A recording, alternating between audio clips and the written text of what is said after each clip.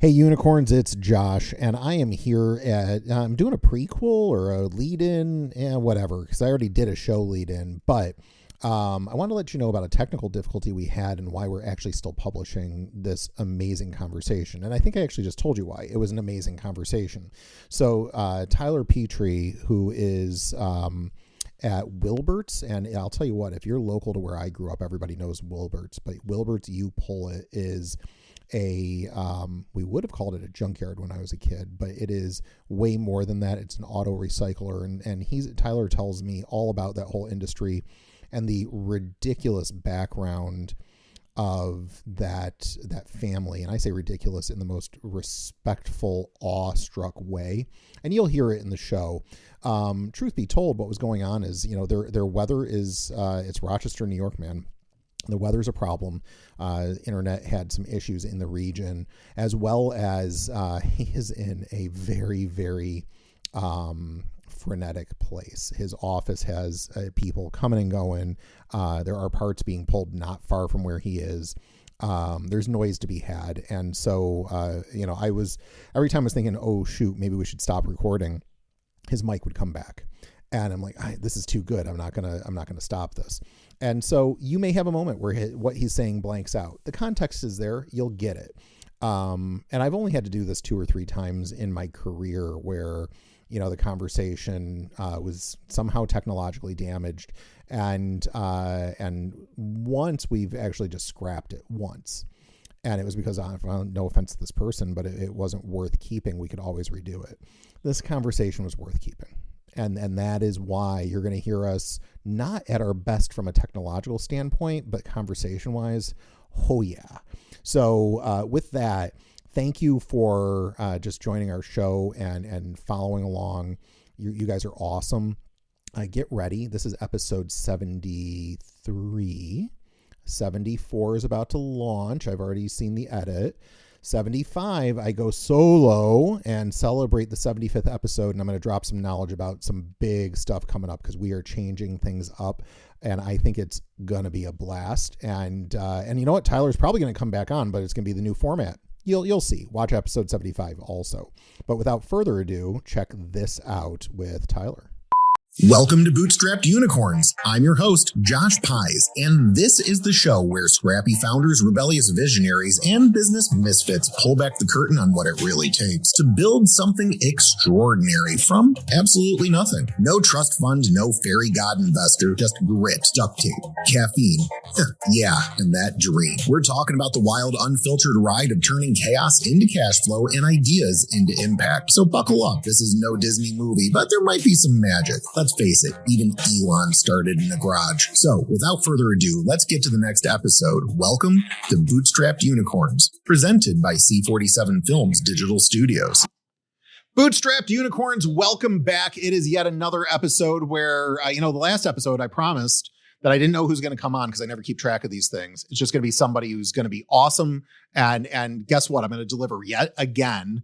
So get ready because we're going to talk to somebody who is in leadership at a business that I grew up frequenting. And I'll quickly tell the short version of what could be a long story that I grew up in Western New York. Now that's Rochester, New York, if you know where that is, between Buffalo and Syracuse, right on Lake Ontario. And if you've got a car that you're going to repair, you've got options. And one of them, my grandfather's favorite option, was to go to Wilbert's. Yeah, it's Wilbert's. And Wilbert's was we would call it a junkyard. He's got a better term for it he can introduce you to in a second. But we would go to what we would call the junkyard and get a part and fix my grandfather's Buick because they used to specialize in Buicks. And then during Christmas season, we could go get a Christmas tree there, which is bizarre to me, but it's real. And we'll get into that too. But they're a much larger business and they have great clarity on who they serve and how they operate. And that's what I want to dig into that today with a really cool dude that I met because he's posting really amazing content online, Tyler Petrie. And Tyler, you are the general manager. Is that your title? Yes, my official title is general manager for Wilbert Chick-fil-A. And I work out of the location in Williamson. We call it our Rochester yard. Yes, the Williamson yard I'm very familiar with. And there's a location, I think, on Salt Road in Webster still, yes? Yes, yep. Right in Webster. That's the original location where it all came from. Yeah, and I remember that's the one I would always go to is the Salt Road location. And general manager to me, and I don't know if this is accurate, but you can correct me, feels like you're actually running a baseball team. Is there an almost athletic family vibe happening in there? Because I feel like the way you talk about your employees is more like your family / roster.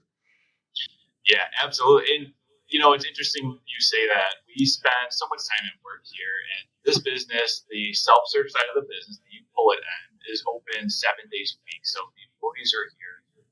They're not here just 4 days out of the year for those 4 holidays. But we see each other so much that, yeah, it's absolutely a family. It's absolutely a team. And sometimes it can be a little chaotic, like running a baseball team for sure. But it's a lot of fun, a lot of great people here, and it's fun to work with. So it's nice to have these relationships here, and then go home and have great relationships home as well. That's awesome. That's really cool. So I would imagine in your industry there are some job titles that are not the type of thing you would see in a normal office setting. What type of jobs do people have at a you pull it auto shop? So auto recycling is very unique. The auto industry is huge, but I think we're very unique being in this industry because this is a great point. We have what's called vehicle processor and vehicle dismantlers, and those are the people that are deep-loading the vehicle to be ready to be sent out to the yard. So vehicle processor or vehicle dismantler is just taking things out, pulling parts off, and essentially getting, again, the vehicle prepped to sit out in the yard. For me, that you pull it, it's mainly for environmental reasons. I want to make sure that the vehicle is environmentally safe to sit out in the yard for about 90 days. But the vehicle processor is a fun job. We have operator as well, and operator is a common job title, but again, very unique. Our operators run heavy pieces of equipment that rip cars apart and tear cars apart to sort out commodities and recover precious metals at the same time. So it's a little bit different than just digging a basement or grading an area or something like that. So there's a couple of unique jobs that, even if you see the job titles, they're still very different. So this is funny stream of consciousness, but in the most recent series of Star Wars movies, you got Rey, who's living on a planet full of recyclers that are taking apart old spaceships. And so this is the image I have in my head, that you've got, this kind of almost Star Wars-esque experience back there. The precious metals is interesting to me because I know carburetors is it platinum? Not that I know of on carburetors. On catalytic converters are the big topic on what. That's what it is. Yep, that's precious metals. It's part of your exhaust system, and essentially it's a filter. It filters out, the carbon coming out of your exhaust. So they use precious metals to help, make it better for the environment. But they're very wanted commodity. Well, yeah, as we've heard, people even will go steal them, and I get that. But so you get these vehicles coming in, and I've already heard of like a pile of income streams. So you've got the parts that people can go pull themselves. Yeah. It sounds like you're also pulling some parts and putting them on shelves. Yes. So our company has a couple different companies within it, and the family enterprise that I'm wearing now has companies that pull the parts off for the customers and put them on the shelf. But the pull-it side is strictly self-serve, so we just deep-load the vehicle, and then the customer does all of the parts pulling to recover what they want. Got it. And then, of course, finally, when a car is fully stripped out, you've probably got a frame that is not going to get used, so then you got to recycle that metal. Sure. Yep. That is the process. Sometimes they're not as picked over as we'd like them to be, but everything works off of timing. So when the vehicle goes in, it sits for about 90 to 100 days. When its time is up, there's the next one in the line. We then pull that vehicle out and go to the harvesting end, where, yes, we pull out the parts and scrap metal, more or less, that we're trying to recover and also ship out properly. That's wild. So you've got a very defined process that, did you say they're all separate businesses handling this? So I am bouncing a little bit, but we have a couple different businesses, and one of them is called full service, and the other one's called self-service. So I'm kind of intermixing both of them, especially with the job titles that you described before. Well, I find that interesting that, I mean, are they lines of business within the Wilbert's brand, or have you guys actually separated them as separate legal entities? Because that would be an interesting business decision that I'm curious about. Yeah, so they are separate businesses, separate entities. So Wilbert's Family Enterprises owns a self-serve auto recycling business that has 3 locations. And it also owns a full-service recycling business as well that has 4 locations. And it also has a Christmas tree farm strand off to the side, and as well as a wheels and service facility, which is like somewhere you want to go to get your car maintained or get it inspected, aligned, tires, and so on. So they own quite a bit. That's everything makes sense except for the Christmas trees, and I've known about them for a long time. But help me figure out the Christmas trees. What's the backstory on that? We love the Christmas trees, and right now it's like pretty hard. It's coming up for the Christmas tree season, and we're getting everything out and getting everything ready. It's our time to step away from auto recycling a little bit and focus on the Christmas tree farm. It's a lot of fun because people are still, you're making everyone's day for about 8 weeks out of the year selling Christmas trees. It's always an enjoyable experience for both us as workers and as a team, as it is for the people shopping for trees too, unless you get like a husband or wife. Do you ever get craziness does that happen where somebody's fighting over which tree? Oh yeah, for sure. All right, so that's a whole reality TV show that probably should never be made that I'm now requesting. So if you can just get any video and start posting that, we know it'll be a hit. Oh, the disagreements are amazing. But, I mean, at the end of the day, no matter who is trying to find the right tree, we'll say everyone's, always happy. It's sometimes a drag. It's sometimes snowing. It's sometimes tiring. But there's a reason they're out there, and they want to fulfill that every single time. It's really wholesome. Do you guys still do things like warm apple cider and donuts out there?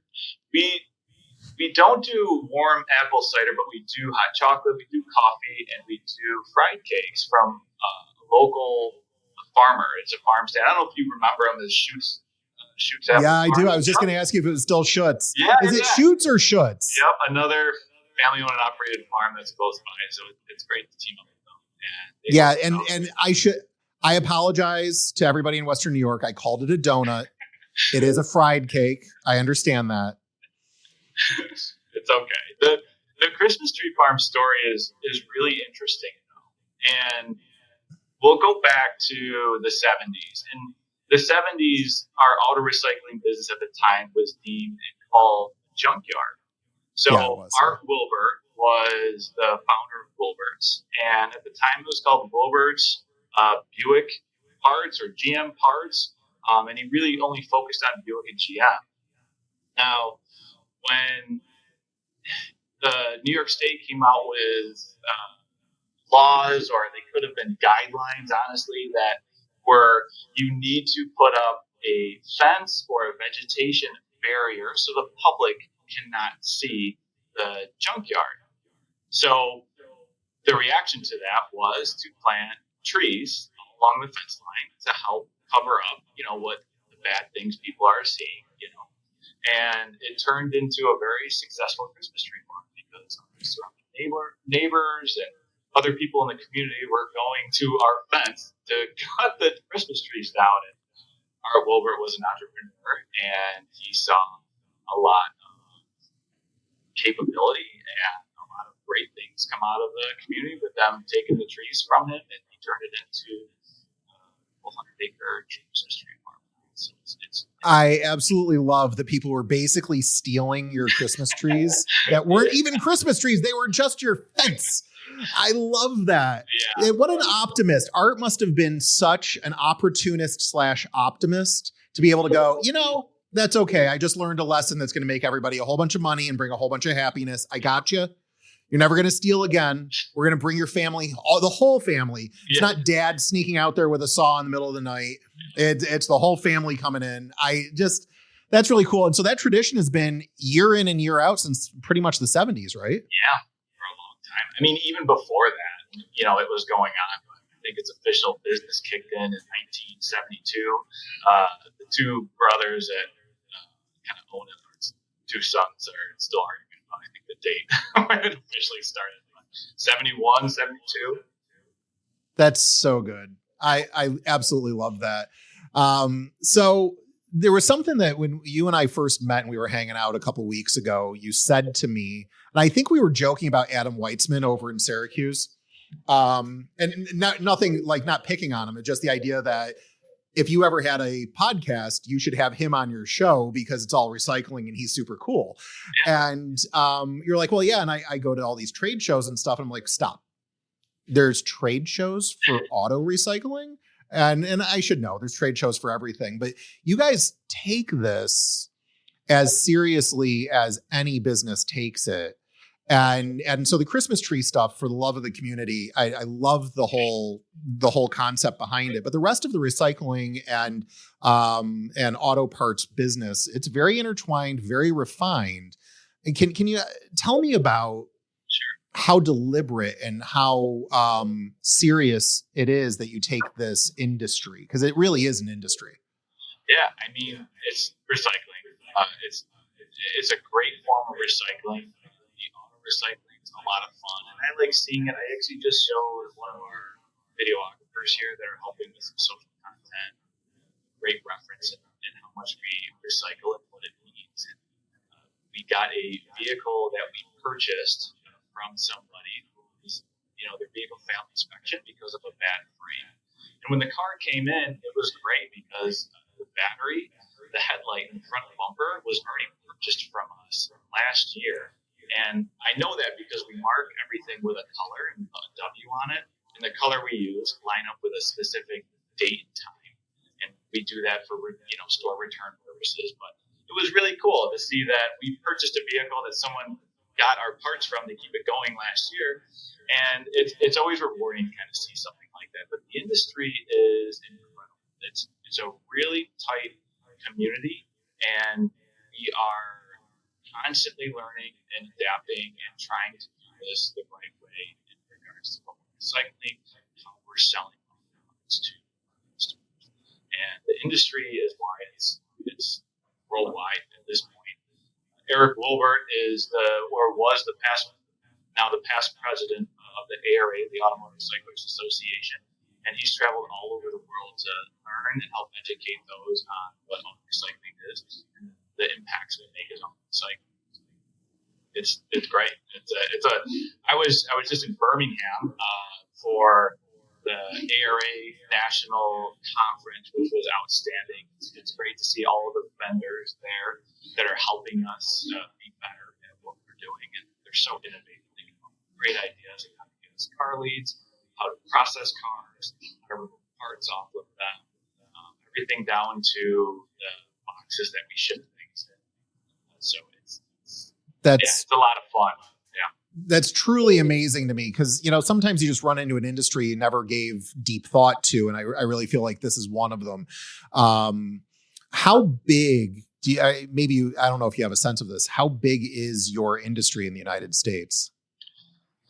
Not really sure. It's when you think of the auto industry, I don't think many people think of the auto recycling industry. So I want to say probably they feel like it's pretty small, but a company like ours are recycling just to pull it in is 16,000 cars a year just on 3 locations in upstate New York, which feels like it's pretty big.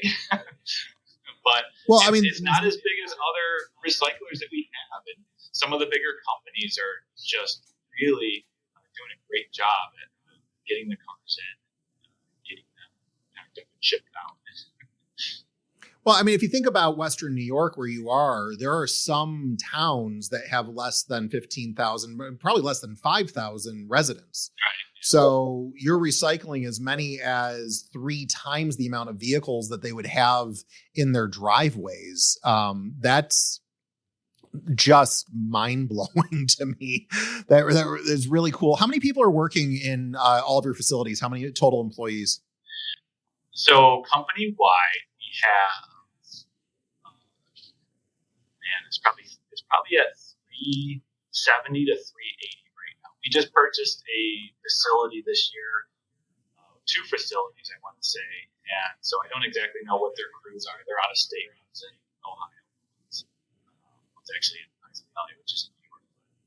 They're a little further away from me, and I don't communicate that much with patients, but it's probably 260, 280. Wow. A lot of employees for us, for our little family-owned and operated company out of Webster, New York. It's amazing how much it's grown. That's truly awesome. Yeah. It's so fun. You know, I think I told you recently that the reason why I even found you was my friend Jim, who helps auto businesses that are, owned by founders, successfully sell to either their employees or to their to a future owner. He found you guys and he tagged me and he was like, "This guy's social media is really good. Check it out." And so, he sent me Wilbert's content and I'm like, "You've got to be kidding me." And so, I've always had an affinity for your business, and it's really neat to see how much Wilbert's has matured in such positive ways. And the Rochester region's, it's still a pretty small place. So to employ, 300 some odd people is a notable number of the workforce. I mean, you guys are really doing good for the community. How do you, because you're the general manager, right? Is general manager akin to close to being the top dog on the pyramid? Yeah, I would say. So we do have, in our leadership group, we have team leads. We then have department managers, and we'll call I have a call center here in Williamson. So we have a department manager that manages the call center and the retail staff. In the other companies, we call, the full service companies, they have a QC manager who's doing, checking over the control. We have a distribution manager watching all the delivery trucks drive around. So we have kind of a lower level of managers. And then above that, we have the operations managers that are there, and there's one at each location. And then we have general managers. And then we have also directors. We have 2 directors in the company, and then a board of directors that are, the owners and other, leaders. I think the 2 directors are on the board as well, too. But it's not quite the top dog. But and the reason why I even ask it, the reason why I even ask it that way was I was trying to get a sense of, the higher you go in an organization, especially one your size, and we established right at the outset how much of a family atmosphere you guys have, but you're in an interesting position that can really affect the atmosphere. And I can tell you love the industry, and I can tell you love everybody you work with. It's all over you. It's so good. But I'm that comes with some effort. There's a mandate to actually keep that going. And I'm just kind of curious. For you and maybe your leadership team, what is it that allows you to keep this going from that family atmosphere standpoint, but also from just the quality of services that you're delivering to the end consumer? That's a big calling. And so how do you handle all this? So it's, an interesting question. It's similar to the question that I always enjoy getting when I'm sitting through interviews, and that question is, what do you work every day? My quick response is always along the lines that I have a constant motivation to always get better. And it's a huge part of what we do is to constantly evolve and get better. And I think that should be the motivation for a lot of businesses and for a lot of the people that come to work. And I can wholeheartedly say that the staff is on the same bus going in the same direction as that statement as well. So I would go then back and say that I love working for and with the people that we have here. And it is a total family owned and operated environment. And all of the staff is employees.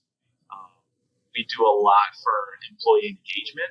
For example, last week or 2 weeks ago, we did a pumpkin painting competition company-wide. I went to Bauman's Farms right there in Western New York and picked up a whole truckload of pumpkins, and we delivered them to the locations for the employees to paint. They vote on them. Last Friday, we did a chili cook-off where everyone brings in their own chili, and this is, again, company-wide, so all those employees hopefully are participating in that.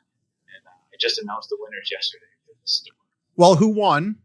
I did not win. It's always I try to disguise my handwriting on who did the chili, but Jay won at this store for his chili cook-off. He did a chicken chili, and there wasn't any left. I didn't even get the halves at the time I got it. Wow. So you can't really verify that he was better than yours. I what? You can't really verify that he was better than yours because you didn't get to taste it. Well, the votes are the votes. And then second place was last year's winner. Then we had a new third place this year. So we love doing this. It's a lot of fun for us. And there's a lot of time in that. I mean, they're painting pumpkins for 2 hours. They'll start it today and finish it tomorrow. But there's a lot of value on that engagement, and being able to step away from what you're doing and go back and do a craft is, until you try it in a high stress, high fast paced environment, it's outstanding for them. And it's great for me to be a part of it. We're doing a pie baking competition in a week, and then December brings cookies decoration. So I'll go to Leo's bakery and buy 350 cookies and send them out to the stores to be decorated. We have a lot of fun in how we engage, because that's, we are very business oriented, but it's everything to us. The staff is, still remaining to feel like family. They're not just punching a time clock. They're making a difference. It's great to do these engagement activities to help make them feel, like a real person, because we're nothing without the staff. The leadership is nothing without the staff. And the solution. That's a truly beautiful thing. Yeah. I love it. Hey, I'm going to be in a chili cook-off in about a week and a half. Yeah. And because this won't air before then, I'll tell you, the secret sauce for me is to add red wine to it. Okay. I don't think we had any red wine in ours, but you don't know. How was performance in the afternoon? Yeah, so you can measure by that. Oh, that's funny. I cut up steak in mine. I tried hard and went for the good stuff, and it just didn't. Wow. Didn't work. But I think it's a little rigged. I think they're a little biased. They might be, especially if you can't disguise your handwriting, because that's, if they know it's the boss, nothing against you, but they probably got somebody that's right next to them that they're voting for. We know it was rigged. It's like, we have a graphic designer here in this Williamson location who's incredibly artistic, and she gets a pumpkin and she gets her paintbrush, and it's just amazing. She did a witch over a cauldron holding like a wrench and put in all these, automotive factors. It's, oh my gosh, I feel bad because I think it's along the same lines. She didn't win, but I think she probably should have. Did you post any of that online? I got to see this. We I don't know if she's created the social content out of it yet, but I'll have to check, to be honest with you. Well, I'm sure at some point it'll go out there. Make sure it does, because that sounds way cool. Yeah. The winner of our pumpkin painting was actually it was a portrait of one of the other employees, and it was pretty small. It's really funny. Wow, it was great. That really makes me happy. I like seeing people get to share their talents, have some fun. I'm sure there was 4 or 5 people who, their stuff probably looked like it was 5-year-olds doing finger painting. Yeah. And so you get the fun comparison between the two. And yeah, that's great. Yeah, it's a lot of fun. We love engaging with the staff. We love hosting small events like that for them. It's really important to us. It's kind of what makes That's awesome. So I want to respect your time and make sure that, our audience gets a chance to get back to work, which I always tell them at the end of every episode they must do. But I'm a little curious if your industry, probably is being slightly challenged with the advent of the electric vehicle. What is your take on this change, and how is it affecting what you guys do? Challenge, yes, but also another opportunity are the EVs. The EVs, electric vehicles, are a constant topic for us right now because they're being now brought into our facilities. So the most important thing is the safety with these EVs and training the staff to be able to dismantle and make them parts safely. But the opportunity is there because they have parts too, and we love a challenge, and we love growing and learning. So learning how to dismantle and handle these vehicles properly is always a challenge, but not many people, and not all people, want to take that challenge on. So it's a great opportunity for us and others in the recycling industry to take advantage of that and sell those parts to take that challenge on. So I promote that. Do that. That was the entrepreneur's answer there, sir. I like that answer. Yeah. All right. This is cool, man.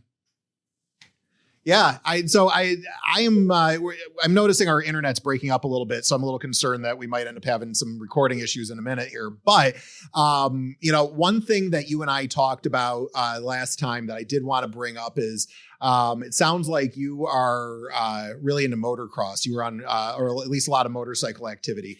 And so tell me a little bit about your motorcycle activity, and do you guys take in bikes? I didn't even ask. Oh, so my two-wheel life is quite a bit outside of Wilbert's, although we enjoy riding, we're now older, so we're riding pit bikes, the smaller ones, and running into our kids with them and racing them now. But we used to, at this store, take motorcycles. They were kind of more of an attraction and just another reason to get someone in the door. They weren't really a money maker. We've actually stopped and slowed down on buying motorcycles because there's a lot of people. There's a lot more people doing it a lot better than we are. eBay is a great source, but two wheels is a big part of my life, and my other friends are